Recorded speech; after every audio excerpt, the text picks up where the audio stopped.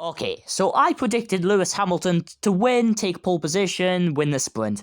Yeah. I was pretty delusional after all, wasn't it? Here we go then. So here we go then, the US Grand Prix. So let's start with the news. And Red Bull, unfortunately, were under investigation yet again to do with the ride height of the car. So basically, after qualifying, they could change the ride height of their car. And that's all I have to say about it. Because you know what, let's just not overhype it like all the media does, and let's just go on with free practice, where Carlos Sainz was at the top of the session. For Ferrari, Ferrari were looking strong here, and they've took the previous 2 pole positions at this circuit, though they haven't won the US Grand Prix Ferrari and since 2018. Oscar Piastri went wide, and there was many other teams with new liveries, including said McLaren. Alpine also had new liveries, and along with Haas at their home Grand Prix. Alpine had an Indiana Jones livery, and Esteban Ocon made full use of this livery by spinning off at the first corner and doing some more advertising for Alpine, who are on the search for a new engine after the French power unit team won't be helping Alpine any longer, and Renault, unfortunately, as an engine supplier, will be gone from F1. Alex Albon went wide in his Williams, and he's under a lot of threat at the moment from young teammate Franco Colapinto. However, after I predicted Lewis Hamilton to basically be the GOAT of the weekend, Lewis Hamilton spun out at free practice, and that would just turn out to be an omen for what was to come. So let's go to sprint qualifying. Oscar Piastri was on a flying lap, but when he got his lap time deleted, that meant he was out in Q1, and that was a shock no one expected. Meanwhile, Alex Albon, under huge pressure from Franco Colapinto, spun off on his latest lap and let Colapinto off the hook. So Piastri was the big shock, Albon was the big spin, and also Esteban Ocon was out, and unsurprisingly Valtteri Bottas and Guanyu Zhou, 2 people no one really cares about anymore. In Q2, Fernando Alonso could have outqualified Lance, aka the GOAT Stroll, but instead he went off the track at the final corner and ruined his lap.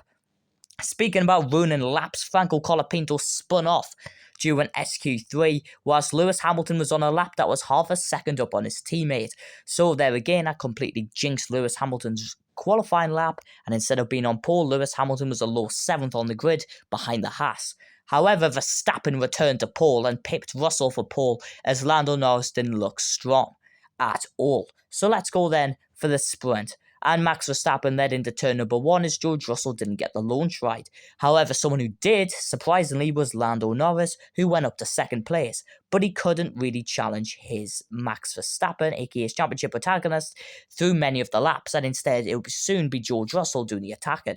Carlos Sainz was on Charles Leclerc though, and Sainz has been looking quick all weekend long up until that point and made a dive bomb on his teammate, but Leclerc held him off until Sainz finally went past. George Russell made an assault for 2nd place though on laps 6 and 19, but his tyres were cooked and the Ferraris went by Sainz and then Charles Leclerc, meaning that George Russell finished in a lonely P5 with his teammate in 6th position. On the last lap though, Carlos Sainz got past Lando Norris and got up to 2nd place. And that meant Lando Norris lost 2 points to Verstappen in the championship, who won. But however, the special shout out to Kevin Magnussen, who scored 7th place in what could be his final ever F1 points playing position. And that's a sad note.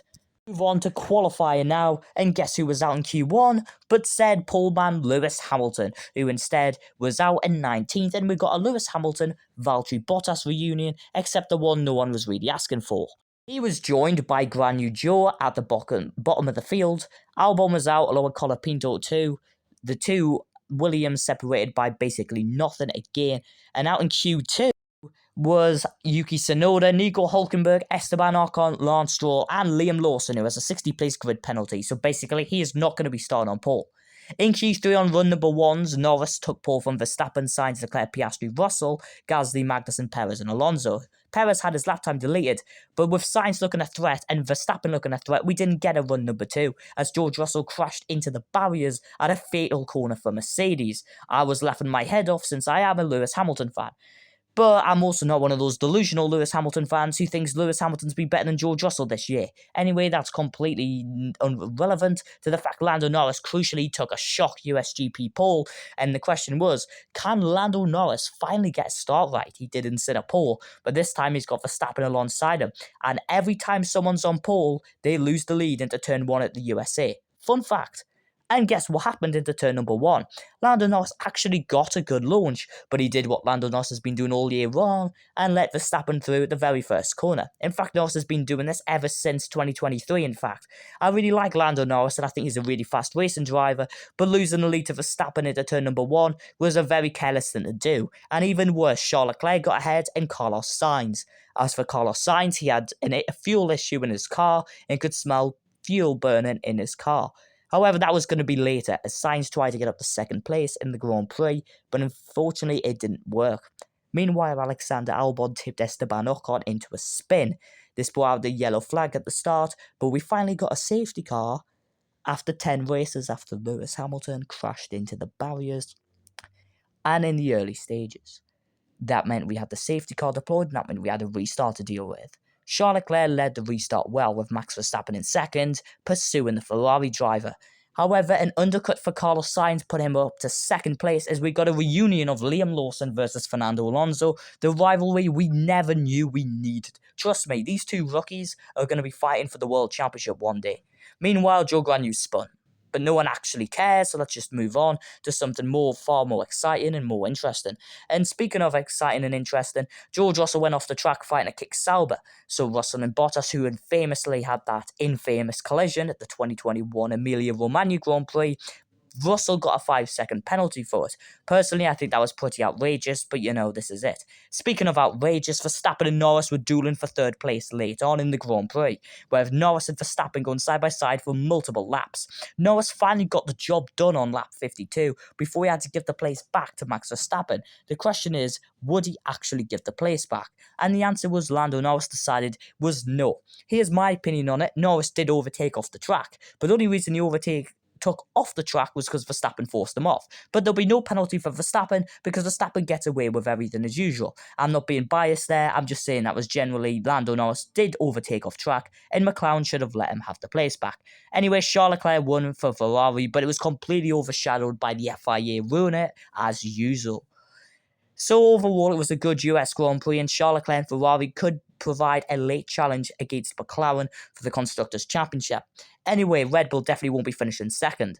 And if Sergio Perez can repeat what he did in Mexico last year, Red Bull definitely won't be finishing in second. So yeah, you can go and check out my Mexico City predictions, because if they're any way, shape or form similar to my USA ones, well, Max Verstappen and Lando Norris can have a miserable weekend. Thanks for watching.